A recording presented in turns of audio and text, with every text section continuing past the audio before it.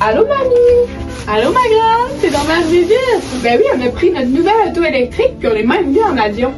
Et là là, ah, vous êtes chanceux, moi dans mon temps, là, on n'avait pas ça, ça m'aurait pris des jours venir jusqu'ici.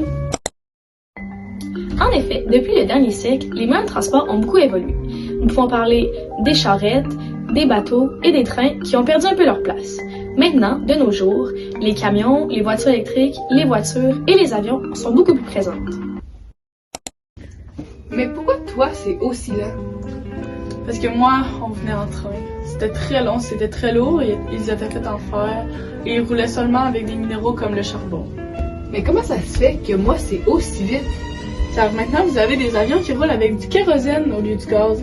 Et aussi, vous avez des autos très évoluées, comme ta nouvelle auto électrique. Oh. Aujourd'hui, les minéraux sont très présents. Si nous abordons le sujet des avions, l'albertite est très présent. Cela permet de distiller le kérosène.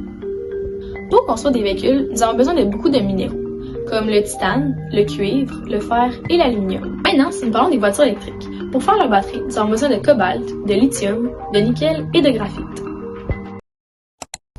Mais comment ça avance tout ça? Viens, je te montre.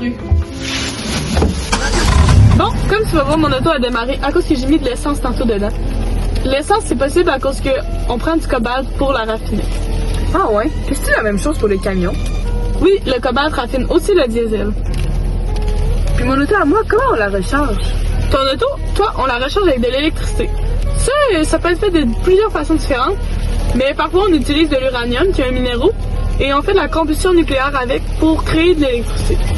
Aussi, avec tous les minéraux présents dans la batterie de voiture électrique, cela améliore la vitesse, la sécurité et l'autonomie.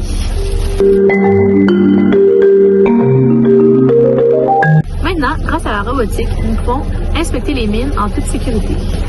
Grâce à des réseaux de fils dans les mines, on peut toujours communiquer avec les gens de l'extérieur. De plus, grâce à la surveillance microsismique, nous pouvons détecter les mouvements dans le sol et prévenir les effondrements. C'est grâce à ces innovations que nous avons maintenant accès à ces transports vraiment performants.